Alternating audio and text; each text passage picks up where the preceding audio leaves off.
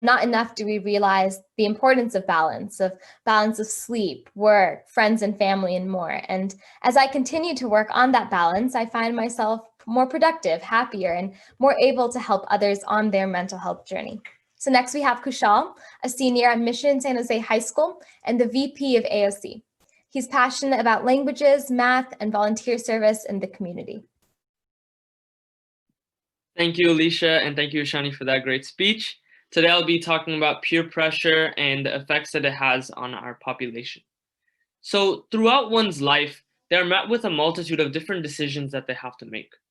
Some can harm your academics, others can make or break a relationship, and some can be life-changing.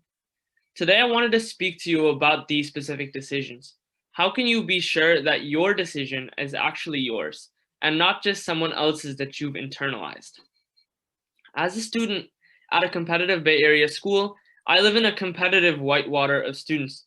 When I first arrived in my high school, I was incredibly afraid of being worse than others and tried to pack my resume with things I thought would help me for college apps. Asking others what they were doing in their free time just made me feel bad that I was wasting my own time and my grades were slipping as well. I think that the moment I realized the sheer amount of students across America and across the world, that I realized that comparing myself was useless. There will always be someone better than you that you wish you were, and there's always someone worse that wishes they were you.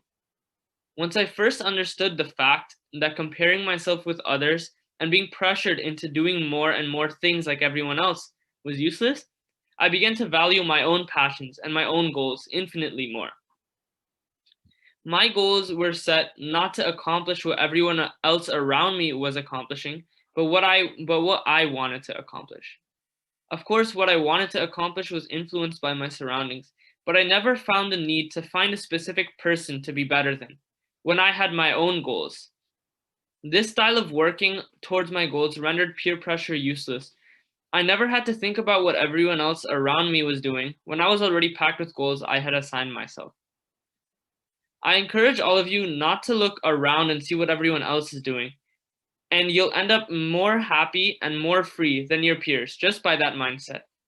Life isn't a one-way street. There's no set destination. It's up to you to find your own path through, regardless of how tough it is to stray from the set path ahead of you. And when you do this, you'll realize all the resources and new opportunities waiting for you.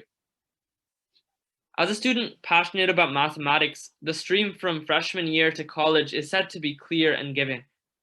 Take competitions, take AP Calc, etc., all in hopes of being competitive for college. But I encourage all not to do these things because of being competitive for college, but because it is for your own growth. Study new things outside of school, get into hobbies like gardening or a sport, because peer pressure is temporary.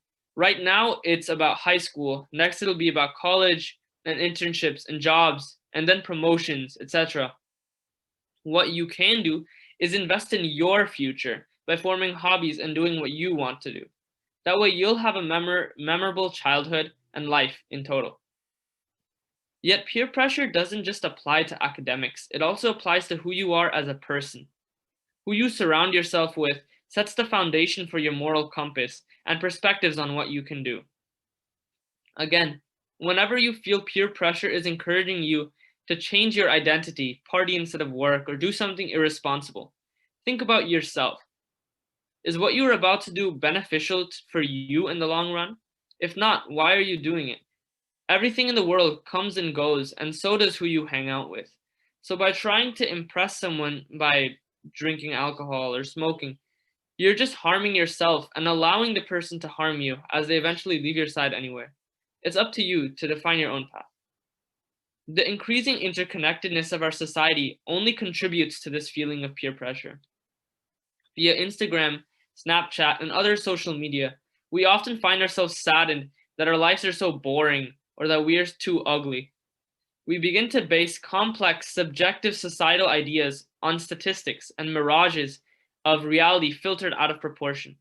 Popularity reduced to followers, how many friends you have reduced to streaks on Snapchat, and the only way to get a momentaneous feeling of enjoyment being likes on a post. Peer pressure motivates us to adapt a style of life and ignore what's right in front of us in favor of publishing it out to the world. My only advice is to take some time to think of you and you alone. Ignore the thoughts of how others might think. What makes you happy? What do you want your life to be? One which you enjoy, or one where you are always hoping others will think you are enjoying? In the long term, you are in charge of your life. Find hobbies, go explore, and realize that posting things on social media doesn't define how much fun you had. You do. So to conclude, whenever you're faced with a decision, think of yourself. Are you going to be happy doing this? Are you going to be more successful doing this? If after self-questioning and weighing the pros and cons, you do realize that it's appropriate for you and for your future welfare, go for it. But if your reasons for doing something originate from hearing what the temporary people you surround yourself with, stray far from it. Again, the peers are temporary, but the effects of your actions will last throughout your lifetime. Thank you all for listening to my speech. Thank you so much, Kushal. So many people say, don't do it for the resume, do it for yourself. But like Kushal emphasized, it's hard to do that when you're constantly compared to other people or surrounded by the achievements of others. So how do you really find your passion? Well, for me, it's when I'm doing something without worrying about where it stands amongst others. It took me a while to figure this out. In fact, it took me graduating high school to figure this out and moving to college. But today I realized that coming to speak with you today, I'm super grateful for the opportunity and not worrying about, a 20-year-old or a 19-year-old giving TED Talks, but rather appreciating the opportunities that are presented in front of me.